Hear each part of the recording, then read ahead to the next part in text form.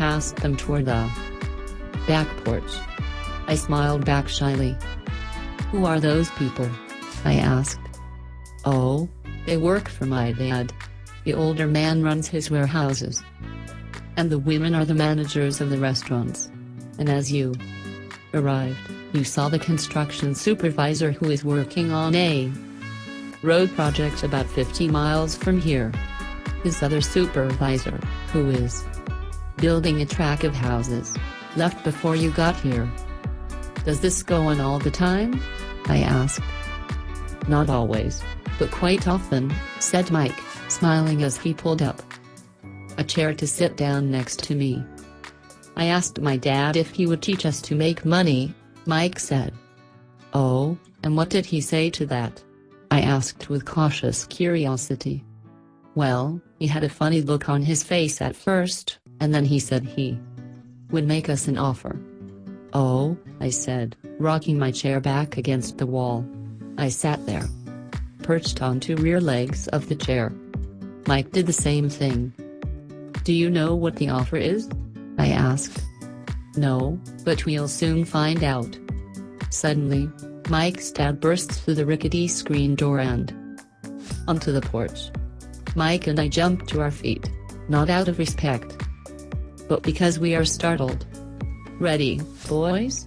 he asked as he pulled up a chair to sit down with us. We nodded our heads as we pulled our chairs away from the wall to sit in front of him. He was a big man, about 6 feet tall and 200 pounds. My dad was taller, about the same weight, and 5 years older than Mike's dad. They sort of looked alike, though not of the same ethnic makeup. Maybe their energy was similar. "Mike says you want to learn to make money? Is that correct, Robert?" I nodded my head quickly, but with a little trepidation. He had a lot of power behind his words and smile. "Okay, here's my offer. I'll teach you, but I won't do it classroom style. You work for me, I'll teach you. You don't work for me, I won't teach you.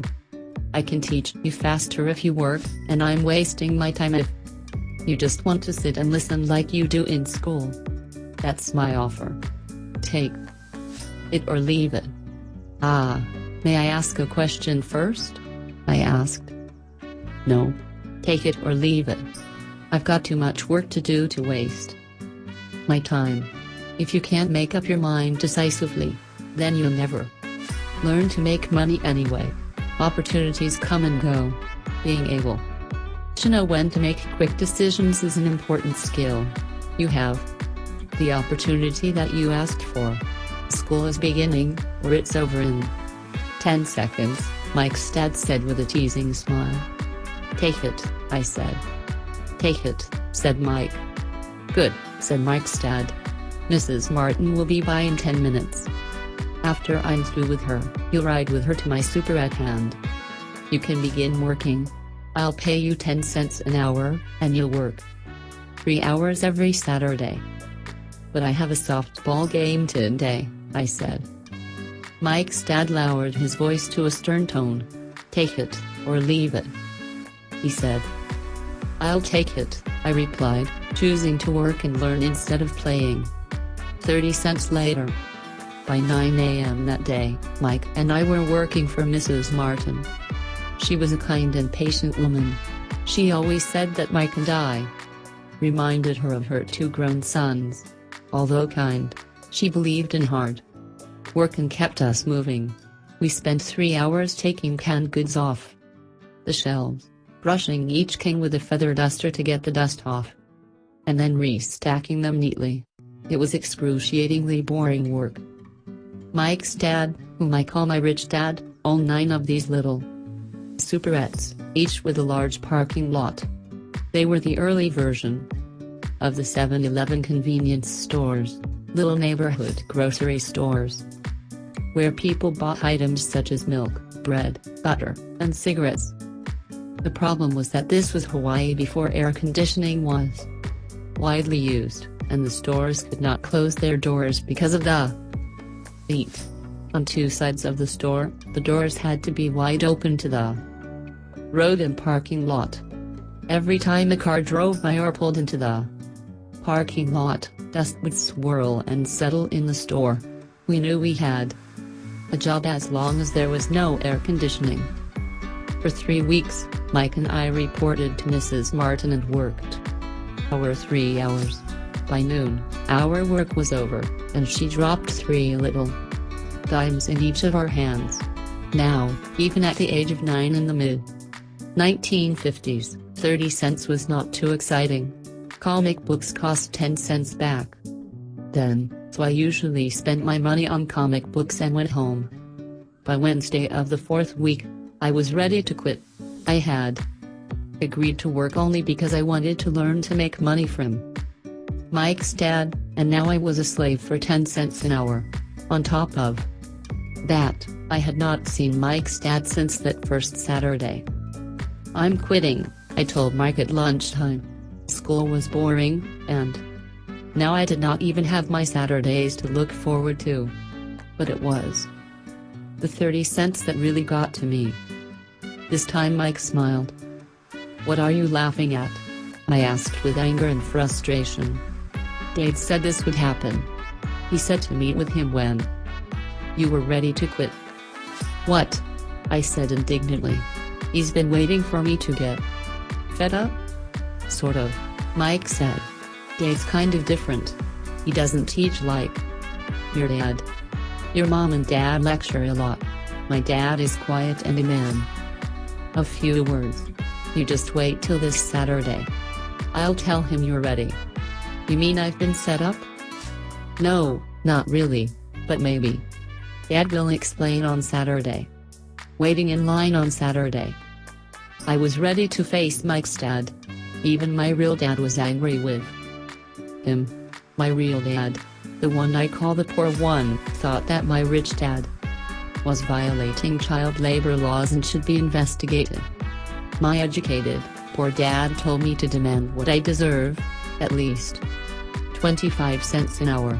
My poor dad told me that if I did not get a raise, I was to quit immediately. "You don't need the damn job anyway," said my poor dad with indignation. At 8 o'clock Saturday morning, I walked through the door of Mike's house when Mike's dad opened it. "Take a seat and wait in line," he said as I entered. He turned and disappeared into his little office next to a bedroom. I looked around the room and didn't see Mike anywhere. Feeling awkward, I cautiously sat down next to the same 2 women who were there 4 weeks earlier. They smiled and slid down the couch to make room for me. 45 minutes went by, and I was steaming. The 2 women had met with him and left 30 minutes earlier. An older gentleman was in there for 20 minutes and was also gone.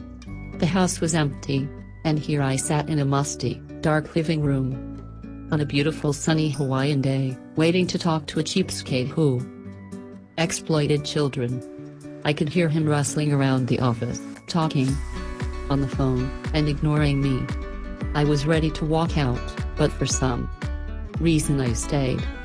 Finally, 15 minutes later, at exactly 9 o'clock, Rich Dad walked out of his office, said nothing, and signaled with his hand for me to enter. "I understand you want a raise, or you're going to quit," Rich Dad said as he swiveled in his office chair. "Well, you're not keeping your end of the bargain," I blurted out, nearly in tears. It was really frightening for me to confront a grown-up. "You said that you would teach me if I worked for you. Well, I've worked for you. I've worked hard. I've given up my baseball games to work for you. But you haven't kept your word, and you haven't taught me anything. You are a crook like everyone in town thinks you are. You're greedy. You want all the money and don't take care of your employees. You made me wait and don't show me any respect. I'm only a little boy, but I deserve to be treated better." Rich Dad rocked back in his swivel chair, hands up to his chin, and stared at me. "Not bad," he said. "In less than a month, you sound like most of my employees." "What?" I asked. Not understanding what he was saying, I continued with my grievance.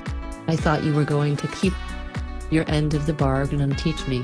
Instead you want to torture me? That's cruel. That's really cruel. I am teaching you, Rich Dad said quietly. What have you taught me? Nothing, I said angrily.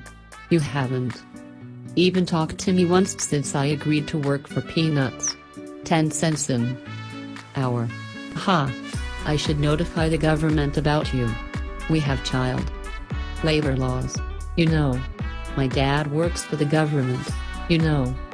Oh, said Rich Dad.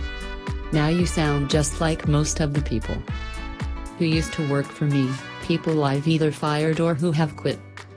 So what do you have to say? I demanded, feeling pretty brave for a little kid. You lied to me. I've worked for you, and you have not kept your word. You haven't taught me anything. How do you know that I've not taught you anything? Asked Rich Dad calmly. Well, you have never talked to me. I've worked for 3 weeks and you have not taught me anything, I said with a pout. Does teaching mean talking or a lecture? Rich Dad asked. Well, yes, I replied. That's how they teach you in school, he said, smiling. But that is not how life teaches you, and I would say that life is the best teacher of all. Most of the time, life does not talk to you.